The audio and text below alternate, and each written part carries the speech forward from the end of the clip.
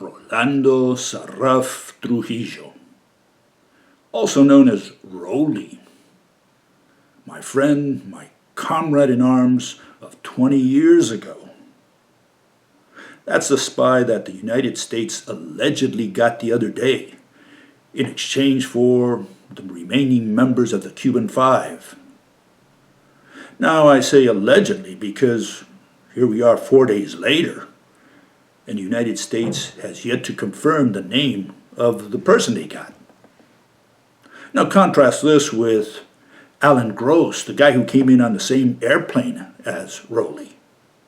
You know, he was given this VIP treatment. He was received as a hero. Cameras were there. He gave a press conference.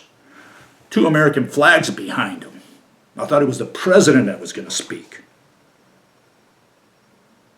And Rolly, he's whisked away in secret to an unknown location. Instead, the agencies leaked the name to the press. Somehow, it worked through the grapevine and ended up in the headlines. New York Times had him on the front page. Now that's not totally unusual. A spy doesn't come in from the cold and suddenly go on the nightly news. They have to debrief him, they have to question him, they have to ask him, questions. What are his intentions? What information has he brought? But that only applies to active spies. Rolly's been in prison for the last 20 years. He's got no information to give the United States government. He doesn't know what's going on. The United States would much rather have someone, a defector from the Interior Ministry of Cuba with fresh information. Who are the moles who are working within the United States today? That's information that the United States could use. But Rolly, he's got nothing to give the United States. So why would the United States request Rolando? Well, let's not be naive, United States has been negotiating with Cuba behind the scenes for a long time now. 2009, Obama declared that he wanted to normalize relations with Cuba. They've been in discussions, negotiations for at least a year and a half, probably more. And Obama knew in advance that, there was going to be an outcry from the Cuban community and from conservative politicians. Oh, what do you mean you're normalizing relations with Cuba? So, imagine if Obama would have gone in there and given the Cuban Five out for free. No, he had to get something in exchange. They're roasting him right now for what he did. Can you imagine if he got nothing in return? But he couldn't just get any nobody. I mean, what if Raul Castro, the president of Cuba, said, well, here, I'll give you Jose Perez. Well, who the hell is Jose Perez? I mean, what did he do for freedom and democracy? So they had to get someone of some value. Now, Rolly fit some of that bill. He was in there for 20 years. He was in solitary confinement for much of that time. So he had the good starting material. But that wasn't enough. They had to build him up to be a hero.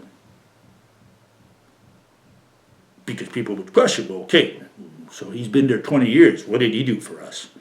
Well, so they had to build a story that they fed also through the news media that, Rolly also contributed to the capture of some very important people, among them the Cuban Five, Ana Belén Montes, Kendall Myers and his wife Gwendolyn.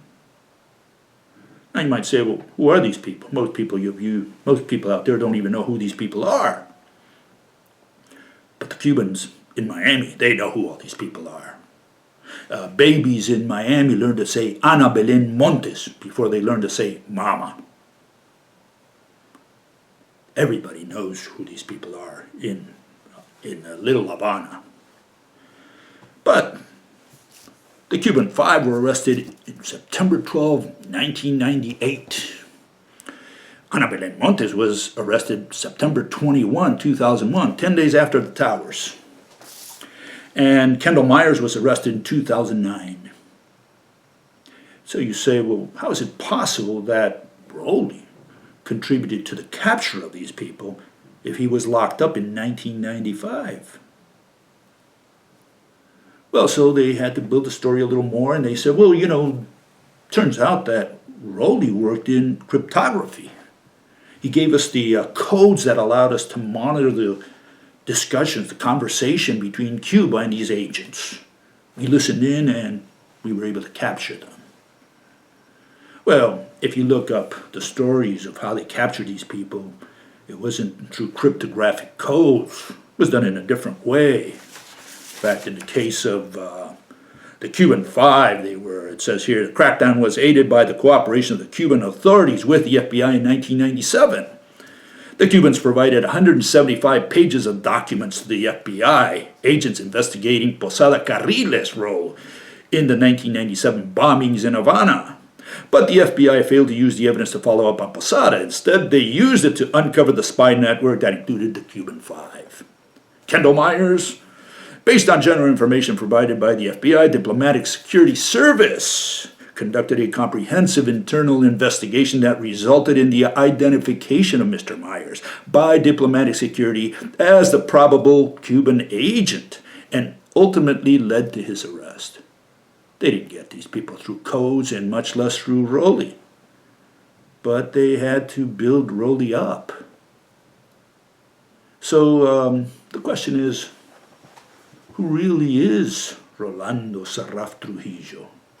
What did he do for freedom and democracy? Well, it's a good place to start to find out who the players in this story are and what role each one plays in this. And let's do that next. Let's start with the players. In the early 1990s, the intelligence branch of the Cuban Ministry of the Interior was comprised of 20 departments, each of which was named preceded by the letter M. The section or directory responsible for getting around the U.S. commercial embargo was the M6. This is the department I provided information to, and I got to know several of its members inside Cuba and around the world. The head of the M6 was Colonel Agustin Broche, also known as Marco. Reporting to him was Major Ornelio Beovides, also known as Rene. Below him were Captains Mario Dorta, also known as Ramon, Orlando Boucourt, also known as Julian Rosa, Luis Agüero, and Baudilio Quintiliano. I got to know all of these agents personally. And at the low end was the individual who analyzed the information I sent to Cuba, Lieutenant Jose Cohen Valdez, also known as Pepe. You will note that Rolando Sarraff is not on this list. That's because Rolly didn't work for the M6. He worked for the M15, the department responsible for wiretaps and surveillance. Rolly studied journalism. They don't recruit journalists and reporters for that line of work. On the other hand, there was another person, Pepe's wife, Captain Lázara Brito González. She worked at the M10, the department that handled cryptography. Lázara is a mathematician.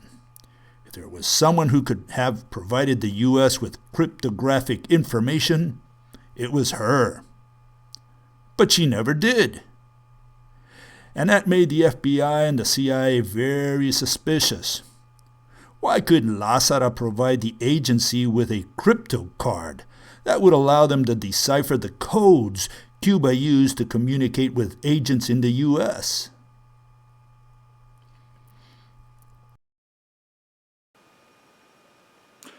Pepe Cohen introduced me to Rolando Sarraff Trujillo in June of 1992. we formed a cell, a subversive cell, a counter-revolutionary cell.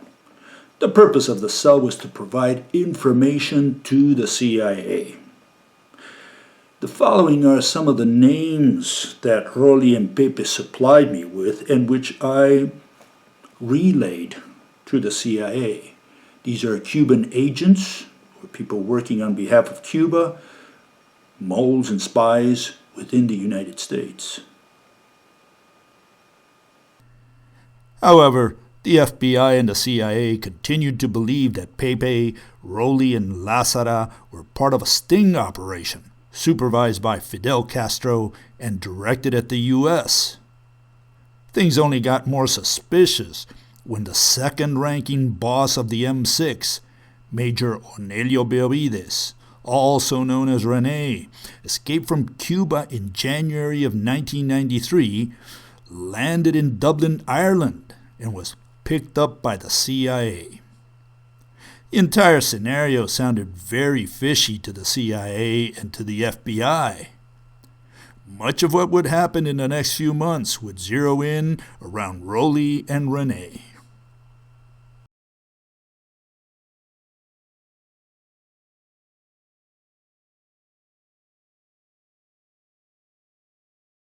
The second question is,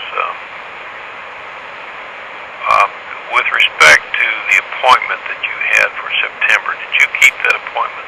No, I didn't. You did or didn't? I did not. Did not. However, I found out that Luis did. Okay. Is there any suspicion or problem with that aspect of this business? There's a full investigation internally. On you? Right, of why I disappeared. Okay. And as you probably know, René has left the country. Mm-hmm. Yes, I do know. And he's working for the CIA, as far as they can tell. So the suspicions are on him that he may have turned me in. Okay. There is, right now, the investigation is in such a mess that they suspect of everyone. So they don't know really what's going on at this point. They're really, their investigations is in the shambles. Okay. I can imagine, especially with René coming out like that. Right. Okay. When you originally gave us the name of the second fellow, you referred to him as Carlos. His name is Rolando Sarraff. Okay.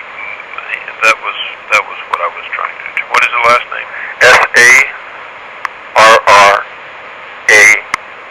Sarraff. Okay.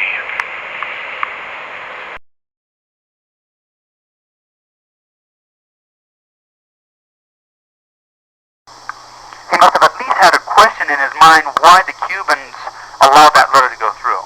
Okay. Now, so that you can put this in your mind and think about it, we can mutually come up with something that's satisfactory here. These observations have been passed on to those people who are in contact with René. We have expressed concerns along these lines ourselves.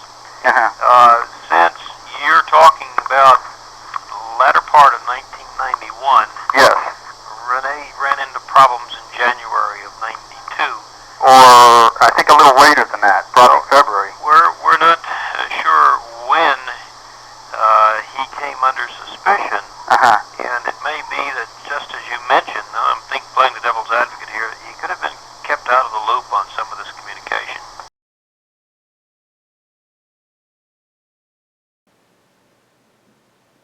By the end of March 1994, the U.S. intelligence agencies had made no contact with either Pepe or Rolly because they believed that Pepe and Rolly were part of a Cuban government operation.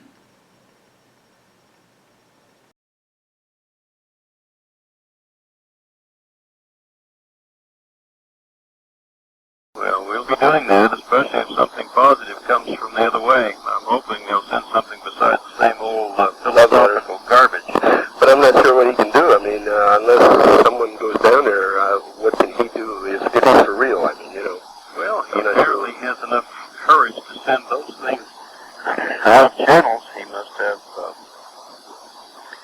either got these people cooperating with him or he's got a lot of trust in them. That's for sure. At this point, all we can do is wait and see what happens.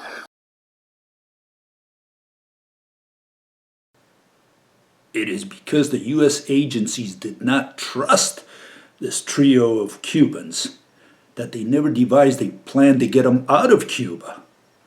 They would have to find their own way out. Pepe escaped Cuba on a raft in August of 1994. He was tried in absentia and sentenced to death. Lázara was arrested and released. Rolly was arrested a few months later and was sentenced to 25 years.